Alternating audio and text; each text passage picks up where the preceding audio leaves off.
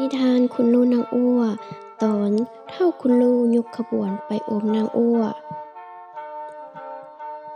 นับแต่เท่าคุณลูกได้ลักเข้าไปพบกับนางอ้วในคืนนั้นเมื่อกลับถึงเมืองก็ยังคิดฮอดหานางบ่เลิกบ่แล้วดังนั้นเท่าจึงได้เว้ากับผู้เป็นแม่ว่าจะไปสู่ขอเอานางอู้เขียมมาเป็นครูเฮียงหมอนสอนเสื้อกับตนผู้เป็นแม่ได้ฟังเท่าเว้าแนวนั้นก็มีความปิติยินดีดอมลูกต่อมาแม่ของเท่าคุณลูจึงสั่งให้ขุนสมขุนทองและเสนาอามาตย์ทุกหมู่เข้าเฝ้าและบอกให้ฮู้ว่าเดี๋ยวนี้เท่าคุณลูมีความประสงค์อยากได้นางอ้วเขียมมาเป็นครูให้พวกทานทั้งหลายกะเกียมเครื่องของออกเดินทางไปอมนางอ้วเขียมให้เท่าเมื่อคุณทั้งหลายได้ฟังดังนั้นก็เฝ้าจัดแจงเขาขอเงินคำดังบทกลอนเขียนว่าเมื่อนั้นขุนก็โดยคำเจ้ายินดีสมซื่นเขาก็จัดแจงได้คำแก้วหมากมูลเงินดีได้สมพ่อเพียงหาบคำเข็มได้ดูด้าม4,000อันหนึ่งทำมาโฮงแก้วพ่อสมห้อยคูมาเทียบได้ดูด้าม8ตัวมีทั้งแฮคำผ่ากาสาหลายสิ่งกับทั้งข่อยสวงไส้มีพร้อมคู่กันจำให้ฮู้มีพญาตุ้มไพกับทั้งขุนใหญ่ผูขุนเท้าคู่กันตัดเอาได้ชาวเมืองห้อยเสดคนทรงไห้ของเท้าหมักมูลคุณโกทงลัวแล้วอ่อนทางย่ายยางเสียงหิ่งกัวไปไม่ปาพงเจ้าเอ๋ยขุนผู้ใหญ่ได้นำพาขบวนออกเดินทางจากเมืองกสีไปสู่นครกายท่ามกลางเสียงสัตว์นานาชนิดหำห้องตามสองฝากฟังแล้วเป็นตาหนาอ่อนซ้อนใจหารเปรียบบ่ได้มีทั้งเสียงนกกลโดกห้องหาสู้เห็นทั้งดอกไม้นานาพันธุ์ที่พ่วมเบียงบานทรงกินอันหอมหวนการเดินทางใช้เวลาอยู่หลายมื้อจึงได้ไปถึงนครกายของนางอ้วเมื่อไปถึงก็พากันพักเศร้าอยู่ที่ศาลาสนามหลวงต่อมาคุณผู้ใหญ่จิง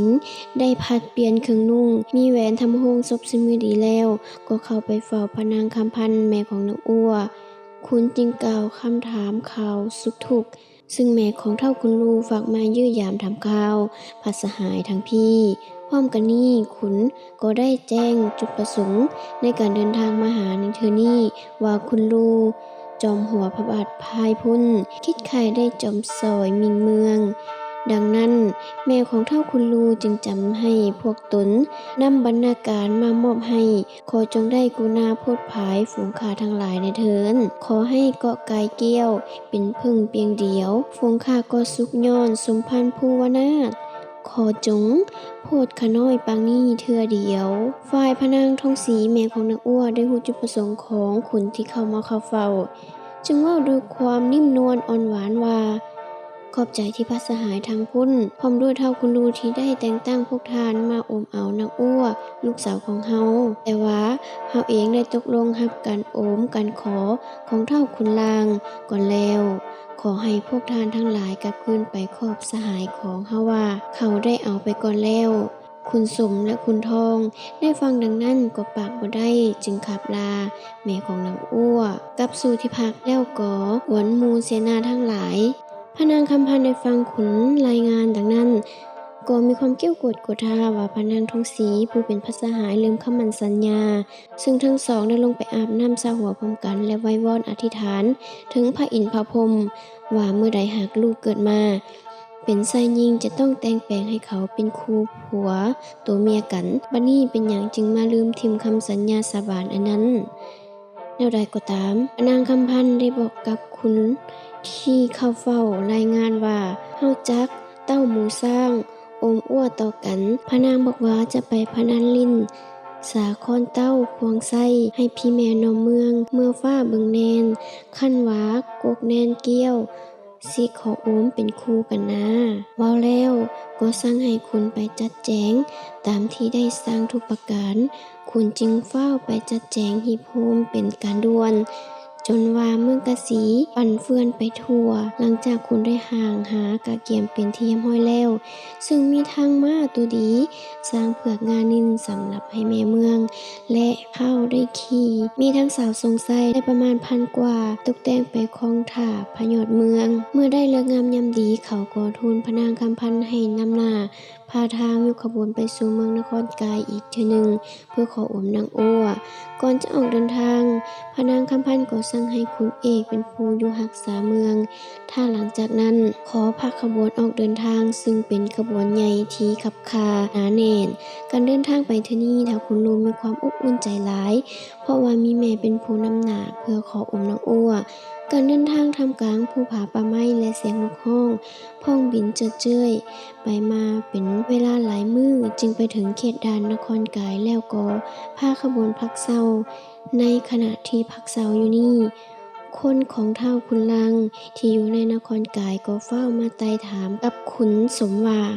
พวกทานเต้าโฮมไผฟ้าเป็นขบวนอันใหญ่โตมานี่ด้วยเหตุประการใดเด้อน้อขุนสมจึงบอกว่าเดี๋ยวนี้แม่พระเจ้าทั้งเท่าลงมาได้คึดใครมายามเจ้าสหายแพงเจ้าเสี่ยวทั้งพี่เมื่อหมู่ขุนของเท่าขุนลางได้ฟังดังนั้นจึงบอกว่าให้พักเซาละถ่าอยู่นี่จะกลับไปกราบทูลให้แม่เมืองฮู้เสียก่อน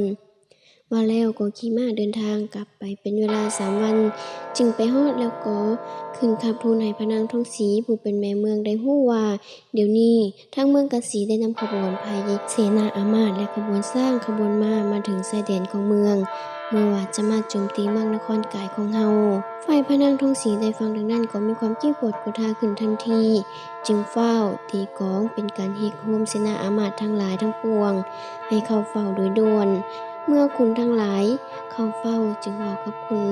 ทั้งหลายว่าดังบทก่อนดังนี้เมื่อนั้นนางเมืองต้านขุนแข่งจัดเล็งเขาว่าเซิกฐานเท้ากะสีพุ่นหลังมาเดี๋ยวนี้มาถึงกำเดินเมืองไปดานเฮาแล้วเจ้าอย่าซ่าไปต้นต่อตาวไว้เถินเมื่อนั้นขุนแข่งได้ยินคำเฝ้าฟังจัดขู่กำโฮมได้หมักมูลอันหนึ่งจงให้ไปทันเท่าคุณล่างจักภัยปัดขอดเข่ามาตั้งแต่งการไว้เนอ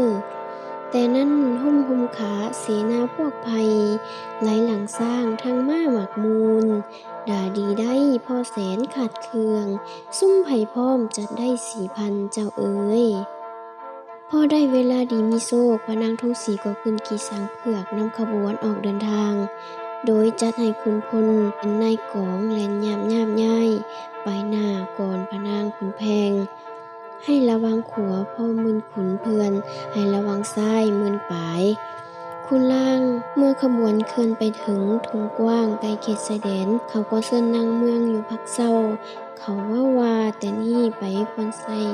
ให้ขุนขี่ม้าไปสังเกตเบิงถ้าหากแม่นหัวเซิกแท้ก็ควรส่งขุนผู้ใหญ่ไปเจรจาสิก่อนเมื่อพระนางทองศรีได้ฟังขุนกล่าวแนวนั้นจึงให้รามนาถผู้พญากว้างเที่ยวไปเมื่อขุนขี่ม้าไปเบิงก็พบเห็น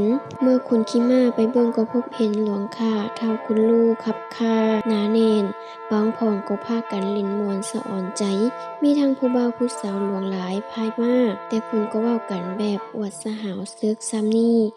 บ่พอสิเสียมือย่อนดอกเมื่อคุณไปถึงที่พักก็ได้เข้าไปขับไว้ต่อพระนางคำพันธ์แม่ของท้าวคุณลูกพร้อมทั้งถามว่าการเดินทางมาเทื่อนี้มีสุขสบายดีบ่และมีความประสงค์แนวใดจึงนำพลมาถึงพี่หรือว่าจะมาญาติแยงเมืองทางพี่บ่พระนางคำพันธ์จึงตอบขุนแห่งเมืองนครกายด้วยความอ่อนหวานว่าเฮาก็คิดใครเข้ายามไทยแม่เมืองอันนึงมาขอลินคอนเต้าคงใส่ให้ผีแม่ม่อนเมื่อฟ้าเบิ่งแนนคันว่ากกแนนเกี้ยวขอโอมเป็นคู่กันได้ก็จึงเต้าหมูสร้างมาพี่พำนานขุนแห่งเมืองนครกายได้ฟังดังนั้นจึงได้ทูลเชิญให้พระนางคำพันธ์นำขบวนเข้าสู่เมืองกายในตอนเช้ามื้ออื่นหลังจากนั้นขุนก็กลับคืนหาพระนางทองศรีแล้วขับทูลให้ฮู้ว่าพวกตนได้ไปสังเกตเบิ่งแล้วเห็นพลหลวงของฝ่ายเมืองกะสีมากมายไกลกองมีทั้งเบาสาวเฒ่าแก่พวกตนได้เข้าเฝ้าพระนางคำพันธ์ซึ่งพระนางบอกว่าการเดินทางมาครั้งนี้ มีจุดประสงค์มาเยี่ยมยามพระสหายแห่งนครกายและมาขอเล่นสะครเต้าควงให้ผีแม่ม่อนเมื่อฟ้าเบิ่งแน่นคันว่ากกแน่นเกี้ยวขอโอมเป็นครูคันว่าหักบ่ได้พันมือก็เที่ยวโอมเมื่อแม่ของนางอ้วได้ฮู้ดังนั้นจึงกล่าวว่าถ้าหากมีแต่เท่านั้นก็เชิญเขาเจ้าเข้ามาสาคุณเอ๋ยต่อมาขบวนจากเมืองกะสี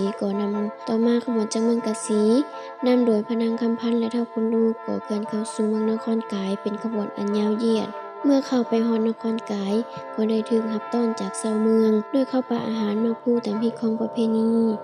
ไผก็อยากเห็นหน้าเฒ่าคุณลูกซุ่มผู้สาวก็พากันห้อยพวงมาลัยไปถวายเฒ่าเพื่อว่าจะได้เห็นหน้าเฒ่าใกล้ๆเมื่อได้เห็นแล้วก็หลงใหลในความงามของเฒ่าจนสิเป็นบ้าป่วงเมื่อได้โอกาสแล้วพระนางคำพันธ์แห่งเมืองกะสีก็ได้ไปพบกับพระนางทองศรีแห่งเมืองนครกายทั้งสองได้ถามสุขซึ่งกันและกันในฐานะเป็นสหายหากเกิดร่วมปีเดียวกันทั้งสองได้เว้า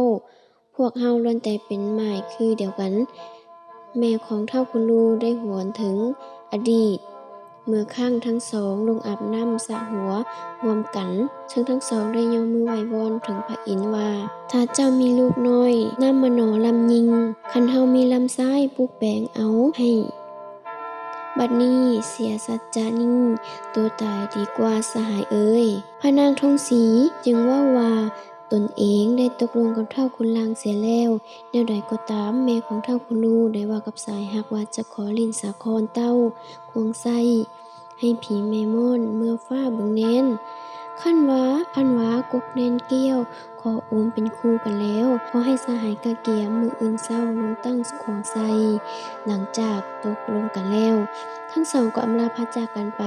แม่ของเฒ่าคุณลูกก็กลับไปสู่ที่พักเศร้าเสวยอาหารพร้อมด้วยเฒ่าคุณลูกเสนาอามาตย์ก็พาเสียงดนตรีเสียงดังสนั่นทั่วเมืองคืนนี้พอถึงเวลากองดึกเฒ่าคุณลูกก็ได้ลักเข้าไปหานางอ้วอยู่ที่หอปราสาทของนางเฒ่าได้ปลุกนางให้ตื่นขึ้นดังบทกลอนเขียนว่าบากก็ถวายมือต้องบ่ายกระดานต้านกาวว่าดูล่าองค์ประเสริฐเนื้อ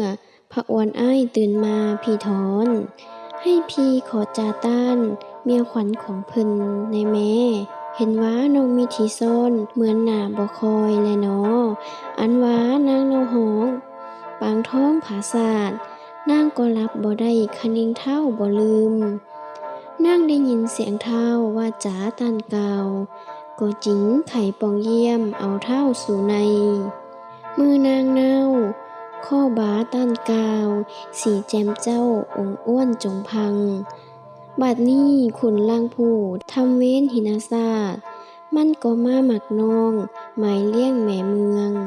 มันก็เอายังสิ้นปูปาสัพพสิ่งขนทรงเจ้าวันมือบ่ขาดสาย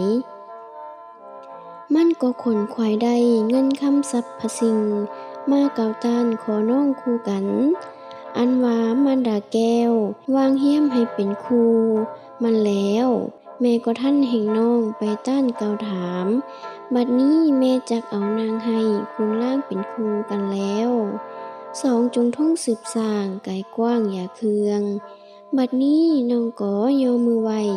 ขอพรอนุญาตขอให้โพดขาน้อยปางนี้เธอเดียวแน่ทอนเฮานี้นำกษัตริย์แท้ไข่ขอมสักเปียเป็นลือมันจักลือลกกว้างไอเท้าภัยเมืองแม่เอ๋ยแม่จักกุมพันให้เอามันเป็นครูสันนั้นลูกจักตายจากเจ้าเดี๋ยวนี้เที่ยงจริงเมื่อนั้นมันดาต้านแข่งคำปล่อยดาอันว่าคำขี้ให้หุ้มเข่าปิดหูว่าจักผีปองให้เอานอนเป็นครูมันแล้วน้องขอถอยแก่เจ้าพอหู้หามเพิงอันหนึ่งขุนสมเขานำสารมากาววันนั้นพระแม่ขามีให้คู่กันเจ้าเอ๋ยอันว่าเวลาของนำมาเทียมตอบเฮาแล้วไผจะมาขาดให้วันนี้ก็บ่มีเจ้าเอ๋ยถ้าคุณรู้ได้ว่าคุณนางว่าน้องบ่ต้องฮ้อนเครื่องอันใดถ้าหากว่าคุณลางเอาน้องไปเป็นเมียแท้ๆอายจะต้องหมู่สร้างพันล้านญาติเอาถึงอายจะตายเป็นผีก็บ่ยอมปล่อยให้นางไปเด็ดขาด